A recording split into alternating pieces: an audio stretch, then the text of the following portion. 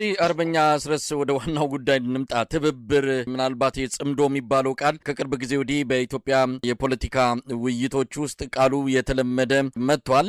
ጽምዶን ከምንም በላይ እየሰሩበት ነው። ይሄ ያለ ምክንያት አልተነሳም። በፋኖና በሌሎች የተለያዩ ኃይሎች መሃል ጥምረት ተፈጥሯል በሚል ነው። ተያይዘው ሊመጡ ነው። አሁን ፋኖ ትብብር ውስጥ አለ። ትብብር ውስጥ ካለ በምን ደረጃ ላይ ይገኛል? ፋኖ ትብብር ውስጥ ወደፊትም ይኖራል፣ መኖርም ግዴታው ነው። ደጋግሜ ግልጽ ለማድረግ ሞክሬያለሁ። ጥንቃቄ ስለሚፈልግ እያንዳንዱ ነገር በጊዜው ይፋ ይደረጋል። እስካሁንም ቢሆን በነዛ ሰዎች የፖለቲካ ሴራ ተጠልፎ እንደማይወድቅ ምን ዋስትና ማግኘት ይቻላል? ሌላ ዳግም የብአዴን ታሪክ እንዳይደገም አሁንም የአማራ ትግል ፈረስ ሆኖ ቤተመንግስት የሚያደርስ ሌሎች ኃይሎች ስልጣን ላይ እንዲወጡ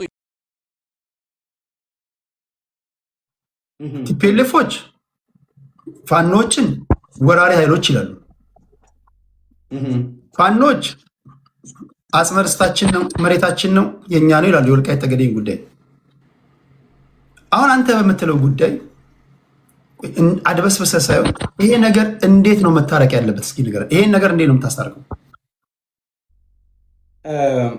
የቲፒኤልኤፍ እና የፋኖ የሚለው ነገር እኔ ቲፒኤልኤፍ ኦፍኮርስ የወልቃይትን ጉዳይ በራያ በኩል በተወሰነ ይዞታል። የወልቃይት ጥያቄ አለ፣ የአማራ የርስት ጥያቄ ከቲፒኤልኤፍ ጋር አለ። አሁን ከሱም አንጻርና ከሪዮት ዓለም አንጻር ነው ጥያቄ ማለት ነው። ገብቷል። ቲፒኤልኤፍ የአማራ ርስት የሆኑ መሬቶችን ወልቃይትን፣ ራያን ምናምን ትናንት በያዘበት መንገድ ማስቀጠል ይፈልጋል። ያ ደግሞ ተፈጥሯዊ ርስቱ የአማራ ህዝብ ለዘላለም ሲያስተዳድረው የነበረው መሬት እንደሆነ የራሱ የቲፒኤልኤፍ ሰዎች የመሰከሩት ነገር ነው። አሁን እሱን ሳናስታርቅ ለዚህ ነው አላያንስ መፈጠር የለበትም። አንተ ለጠየቀኝ ጥያቄ አላያንስ ከቲፒኤልኤፍ ጋር የሚደረገው የርስት ጥያቄያችንን እንዴት ፈተን ነው? የፖለቲካ ርዕዮተ ዓለማችንን እንዴት አይተን ነው? ትናንትና ሲከተሉት የነበረው ጸረ አማራና ጸረ ኢትዮጵያ ፖለቲካ ስርዓት ምን አድርጋችሁት ነው ብለን እኮ እየጠየቅን እሱን ነው። አየህ እኔ መሪዎቹን የምጠይቅ አልተፈታም፣ እሱ ገና መፈታት አለበት። ግን በዚህ አጋጣሚ የትግራይ ሰዎች የቲፒኤልኤፍ ሰዎች ከባለፈው ቢማሩ 1,600,000 ሰው ትግራዊ ያልቋል። በኢትዮጵያ ውስጥ የተጠላ ፖለቲካ አራምዳቸዋል። የአማራ ህዝብ ላይ ብዙ ግፍ ፈጽማቸዋል። ትግራይንም መከራ አሳይታችሁታል። ህዝቡ ከአንድ ቤት 3-4 ትግራዋይ ዋጋ የተከፈለበት ነው።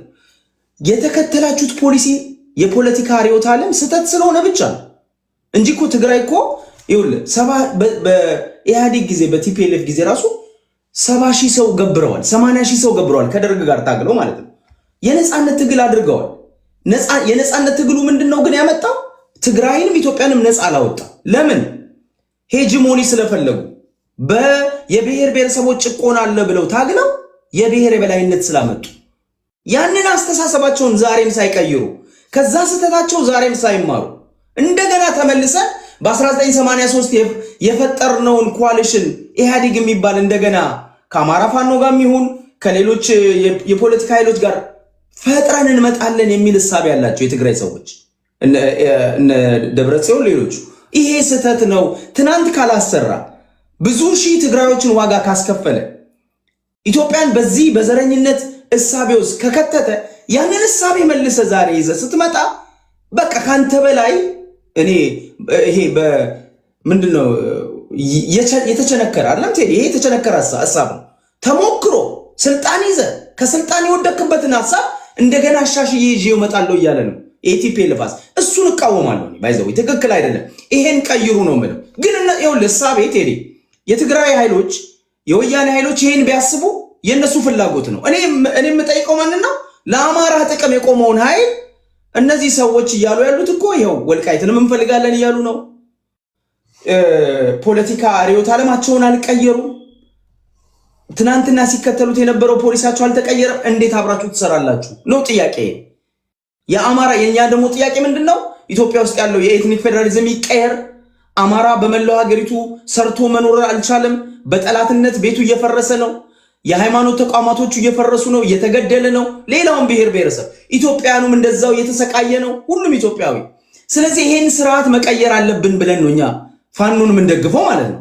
ስለዚህ የፋኖን ጥያቄ የምንጠይቀው ምንድነው? እኛ የርዕዮተ ዓለምህን የትግል መስመርን አሳምረ አስተካክለ አላያንስ ባይዘው ግዴታ አይደለም አላያንስ የአማራ ህዝብ 60 ሚሊዮን ህዝብ ነው። እንደው ካላገነንኩት አለስ የኢትዮጵያ 40 ሚሊዮን ህዝብ 40% ይሆናል። ወይ 35% ይሆናል። ማጆሪቲ ነው ወይንም ደግሞ ተለቅ ያለ ቁጥር ያለው ህዝብ ነው። ገብቷል? በራሱ መታገል ይችላል። አላያንስ ግዴታ አያስፈልገውም። የህዝብ ሰፊ ህዝብ ነው። አይምሮን መጠቀም የሚችል መሪ ካለ የፋኖ መሪ ነው ማውራው ነው። በደንብ መጠቀም ከቻለ ያለው የትግል ኮንስቲትዩንሲ ትልቅ ነው፣ ሰፊ ነው። ይሄን ህዝብ ሞቢላይዝ አድርጎ ያለ ማንም እርዳታ ባይዘውቴ ያለ ቲፒኤልኤፍ እርዳታ ያለ ኦነግ እርዳታ ያለ ማንም እርዳታ አማራ ራሱንም ኢትዮጵያንም ነፃ የሚያወጣበት አቅም አለ። ከዛ በኋላ ምን ማለት ነው? ከዛ በኋላ ኦኬ፣ በራስህ ታገልክ። አንተ እንደምትለው 4 ኪሎ ገባ። ከዛ ከቲፒኤልኤፍ ጋር ያለን ጉዳይ እንዴት ነው የምትፈታው? እኮ እሱ ነው ምን እኮ እኔ እያልኩ ያለሁት ተለጣፊ መሆን የለባቸውም። ራሳቸውን ችለው ሳትለጥፍ ታገልክ። እሺ ኦኬ፣ ራሳቸውን ችለው ያለውን አሁን አኳን ነገርከኝ። በመሀል ያለውን መሰረታዊ የመርህ የመጣረስ ጉዳይ እንዴት ነው የምታስታርቀው? ይኸውልህ የአማራ የፖለቲካ ኢንትረስት አለ አይደል? ፋኖ ይዞለት የሚታገለው ኢንትረስት አለ። ኢትዮጵያ ውስጥ እንዲመጣ የሚፈልገው ስርዓታዊ ለውጥ አለ። የፋኖ ኢንተረስቶች ምን መሰለህ? እኔ እስከማውቀው ድረስ የኢትዮጵያ ፖለቲካዊ ለውጥ ያስፈልጋል። አሁን ያለው የኤትኒክ ፌደራሊዝም መቀየር አለበት። አንድ የአማራ ህዝብ በኢትዮጵያ ውስጥ ሰርቶ እንዳይኖር በማንነቱ የሚጠቃበትን ይሄ ኤትኒክ ፌደራሊዝምን ማስወገድ አለብን። አማራ ታርጌት ተደርጎ ማስወገድሽ ካስወገድክ በኋላ ምንድን ነው የምታደርገው? አዲስ ሲስተም፣ ለሁሉም የሚበጅ አዲስ ሲስተም። ምን አይነት ሲስተም? ይሄ ነገርኩ። እሱ ሲስተም ምንድነው የሚሆነው?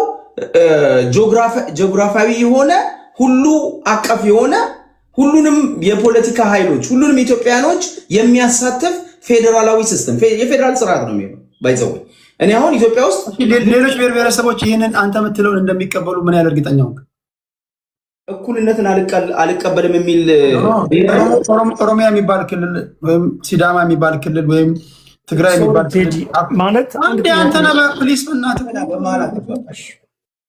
ችግር የለውም።